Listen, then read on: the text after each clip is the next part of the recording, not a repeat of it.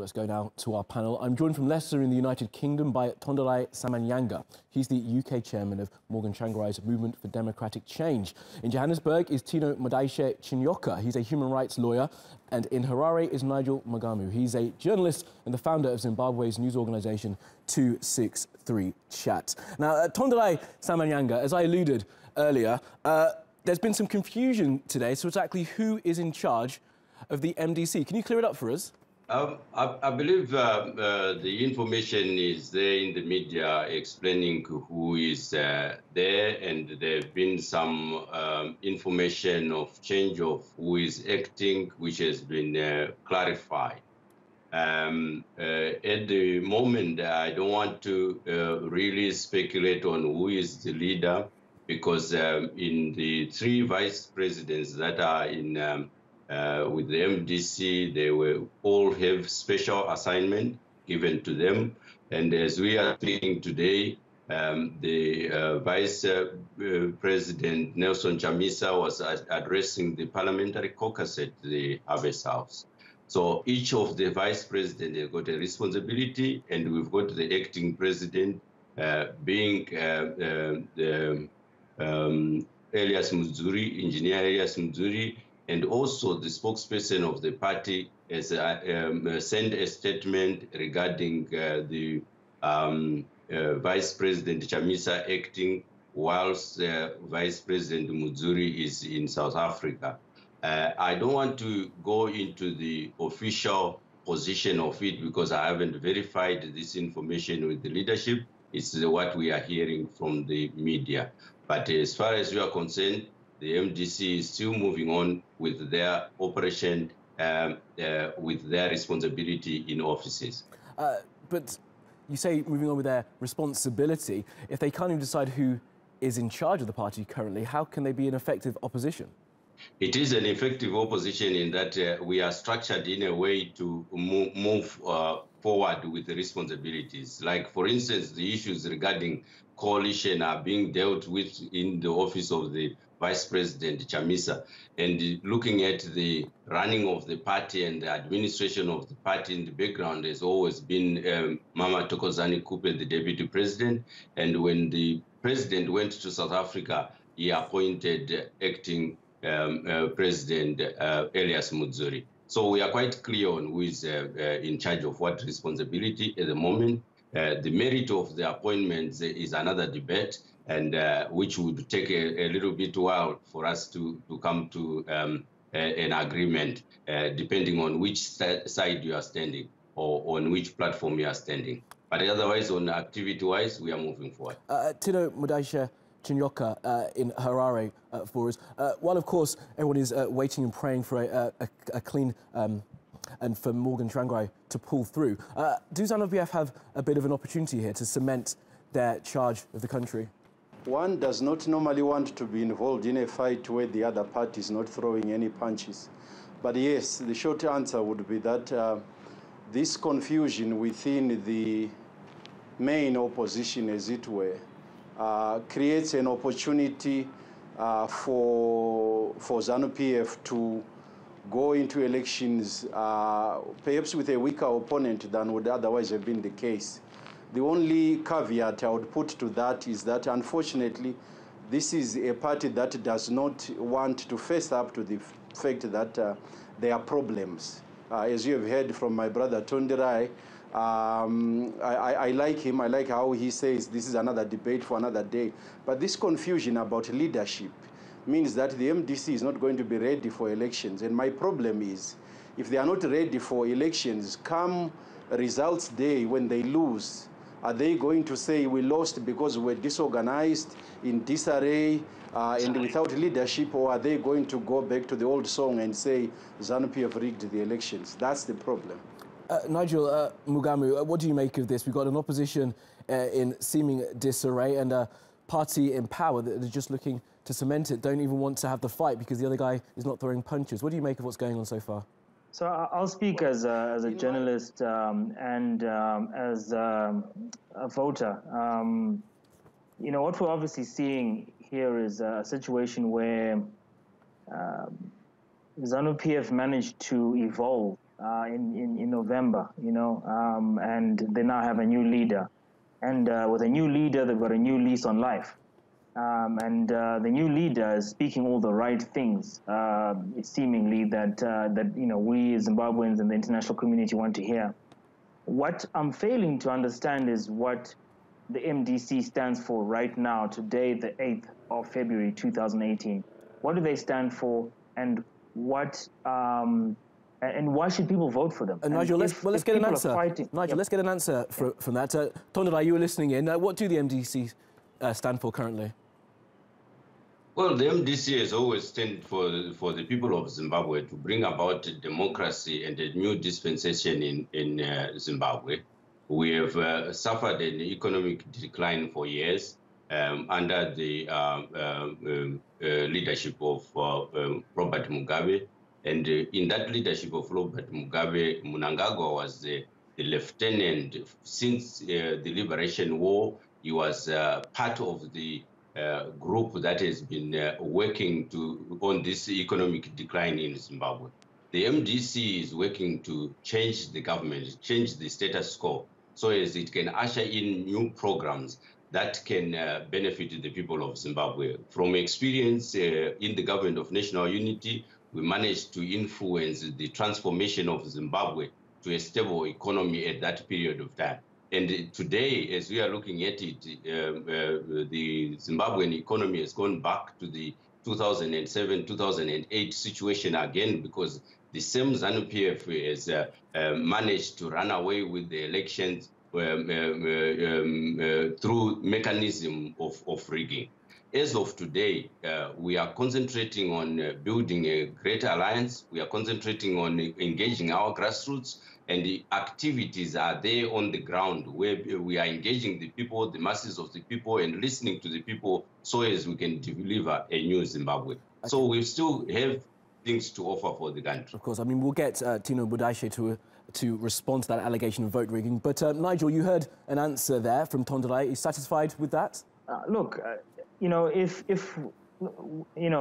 you rightly, stated, look, I run an online publication, and the articles that we've published in the last couple of, weeks, will focus on, issues to do with the party fight, the infighting, or, Nelson Chamisa said 15 billion. What we really ought to hear, what the citizens ought to hear more of is the issue around what are they actually going to do when they're in power? What are their policies when it comes to, foreign direct investment or indigenization, or what is their, what plans do they have to develop this country and take it forward? I think that's what the general citizen wants to hear, and less of the fighting. Tinomudaishe, just respond first of all to that allegation of vote rigging, and also further, ZANU-PF have not bathed themselves in glory in the past few years. The allegations of vote rigging are there. The economy in Zimbabwe is not doing as well as it perhaps should be doing. What is your party going to do, should you not have an effective opposition to fight in the general election, to bring about what the people of Zimbabwe want? Well, first of all, if you asked even Tonderai in 1999 what the MDC stood for, he would have spoken about the principles that the MDC stood for: democratic change, democratization of the country, reorganizing the economy, bringing back freedoms that are in the constitution but which were not being observed. Now, today, the conversation in the MDC, and even how you started this panel discussion, was about the MDC leadership. So the MDC has moved from a party of principle and positions to a party of personalities and political positions for individuals, in particular the four people vying for the leadership after Tsvangarai or while Tsvangarai is still there, and that's problematic. In terms of what Tonderai said in answer to this question, as you noticed, there was a mention of Mugabe there. Now, unfortunately, and this is a very difficult thing, piece of news for me to break to Tonderai and many other people in the MDC, Mugabe is gone. You can't keep running an election talking about how Mugabe mismanaged the economy, how Mnangagwa was his lieutenant, and all this and that.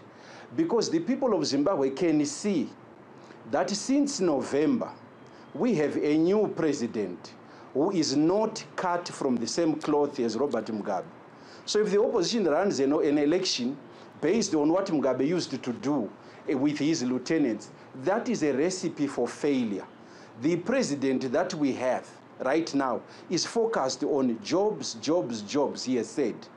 He is a president who is doing things completely differently from how Mugabe was doing. For example, we had a very unpopular minister of education. He was reappointed by this president. There was an outcry. 3 days later, he was gone. This is a president who listens. So you need to engage with Mnangagwa as president now and see what he's doing. The things that he's talking about reorganizing our economy, re-engaging with the international community, he is already doing it. How much of the that do you MDC agree doesn't with? have an answer to all that. Thank you, Tinomudaishe. Nigel, how much of that do you actually agree with, that we have seen a proper step change since Mugabe stepped down and Mnangagwa took control? Look, there's obviously changes. I mean, Mnangagwa went to Davos last month. We've got international observers that are allowed to come in and observe the elections, not just observers from the African continent. The minister of from the UK who oversees Africa, was just here I think last week. We're seeing there was a Russian billionaire who was here just last week as well, just looking into investing in here in Zimbabwe. So there's obviously things that are different. We weren't having this conversation 4 months ago. We didn't. 5 months ago, we weren't having these kinds of conversations. But the challenge is, look, I live here in Harare. I'm a citizen of Harare. MDC, runs the municipalities here, the city council here. If I judge them based on that alone, and I see the focus on leadership and arguments over who's acting and who's not. What I simply want as a citizen is service delivery. I want you to collect my rubbish on time and to deliver water to all of us, clean running water to all of us. That's really what I want as a citizen. So, to talk to me about leadership and who's acting, look, I don't care about that. And I think a lot of people generally don't care about that. I think what people want are real tangible things that they can hold on to, and what they're seeing from the current government are things that are leading to some sort of tangible benefits, sometime in the future. So we need to stop talking about the past and really start living today. And I use I gave you the date. Today is the 8th of February. What are we doing today and tomorrow and going forward? Well, final point then to you, Tonderai Samanyanga. You've heard there from Nigel what the people want is just to see water running in the streets, the electricity to be on. Without a leader, how are you going to achieve that? And please tell me, who is going to contest the election for the MDC as leader? Well, I appreciate the issues being raised by Nigel and the expectation and all that. It helps us as an opposition, a government in waiting, to really focus on the issues that we might have missed in some areas. Preparation for the elections as MDC and even the MDC alliance, Morgan Tsvangarai is still the president. He's recovering in hospital in South Africa.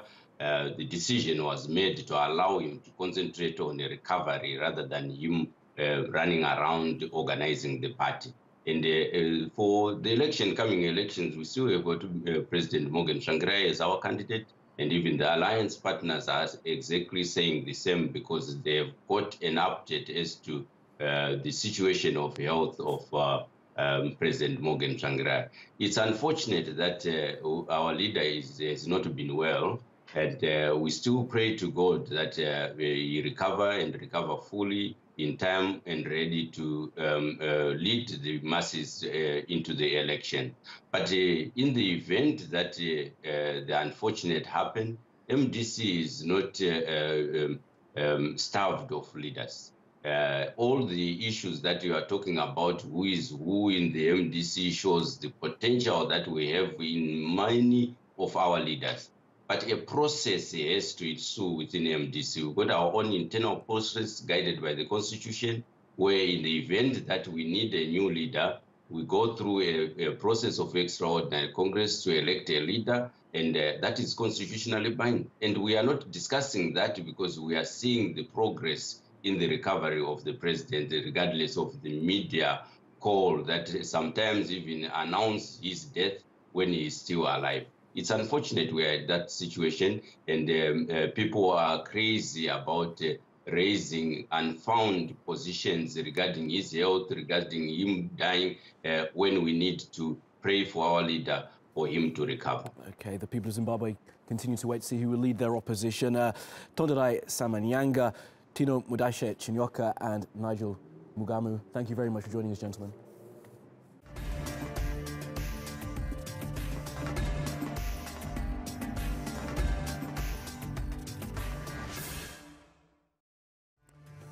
Well, that's all for this edition of The Newsmakers with me, Kamali Melbourne. Check out more of our stories on YouTube, Facebook and Twitter. Remember to like, follow and subscribe.